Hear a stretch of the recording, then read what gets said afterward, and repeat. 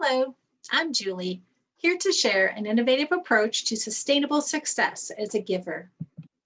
I'll present insights from Adam Grant's book, Give and Take. It takes a look at interaction styles in the workplace with classifications of taker, matcher, and giver. Takers are focused on themselves. They like to get more than they give, and they help others only if strategically beneficial to themselves. Matchers are focused on fairness. They strive for an equal balance of giving and getting, and they seek reciprocity whenever helping others. Givers are purely focused on others, and they give more than they get, and they give freely for maximal impact.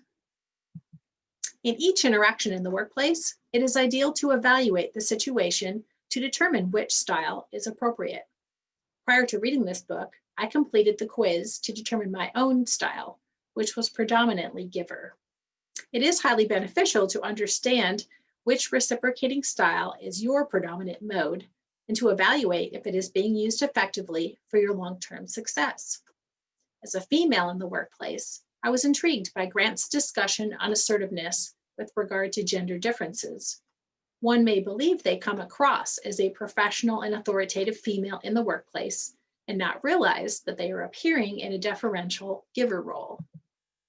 A 2014 award-winning ad for Pantene depicts women apologizing in the workplace and at home in numerous settings. During a meeting, sorry, can I ask you a stupid question? Squeezing in at a conference table, sorry, or speaking at the same time as someone else and then apologizing. This ad highlights the power of language by encouraging women to delete apologies from everyday conversations and to speak up with equal influence. For those who would like to learn more about body language of power and influence, check out Deborah Gruenfeld's video on acting with power, which offers insight into shifting the body language to be authoritative or approachable when strategically appropriate. I learned volumes about corporate influence from my mom, who had a challenging finance job in the 70s and 80s. She gave me a copy of this book, Games Your Mother Never Taught You, Corporate Gamesmanship for Women. Although published decades ago, it includes many timely lessons about workplace politics, understanding sports jargon and work parallels, and the perils of taking on endless tasks whenever requested, i.e., excessive giver behavior. The major revelation in Give and Take for me was identifying and managing the takers in my own realm. Grant notes that takers may appear to be friendly, charming, and to have your best interests at heart. Takers can be identified through some hallmark traits, including the excessive use of personal pronouns while describing team accomplishments, self-focus in social media, and lack of accountability for mistakes. In my own experience, I've had a taker as an employer who no longer had the financial means to compensate me and yet expected me to work in exchange for product or for free.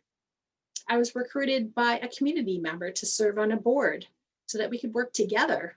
Then she abruptly dropped out, leaving me with her unfinished projects. I firmly believe in the rejuvenating and empowering role of volunteering. It also serves to broaden one's network, the benefits of which are detailed in Uzi and Dunlap's article, How to Build Your Network. By cultivating connections outside the work environment, you expand your influence across a wide array of sectors. In Heidi Roizen's case study, her key components of building and maintaining a professional network are access to people, along with performance and consistency in each interaction.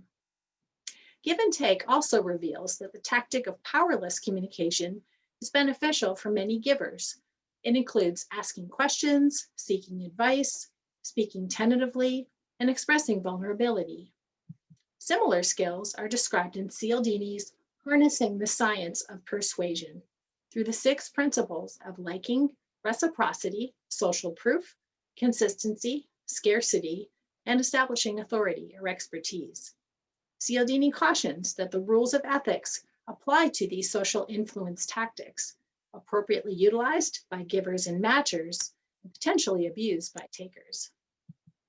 Like many avid volunteers, I view myself as bursting with energy to share, yet I, and possibly you, have experienced the pitfalls of excessive giving and burnout. In Give and Take, Grant suggests focusing on the long-term outcome of your efforts and chunking volunteer time together versus sprinkling it throughout the week to maximize the benefits and minimize the stress of volunteering. Grant also notes that the greatest corporate success belongs to the productive givers.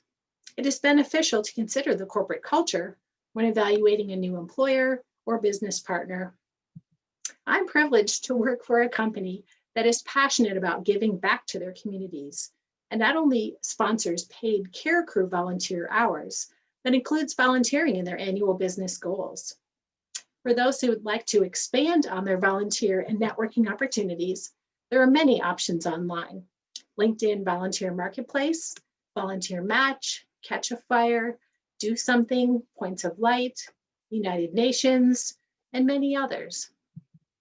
In conclusion, to improve one's success through a productive giver style, Grant offers a list of actions for impact in his book. I encourage you to check it out. I conclude with a quote from Scott Sinek. Givers advance the world. Takers advance themselves and hold the world back. Be a giver. Thank you.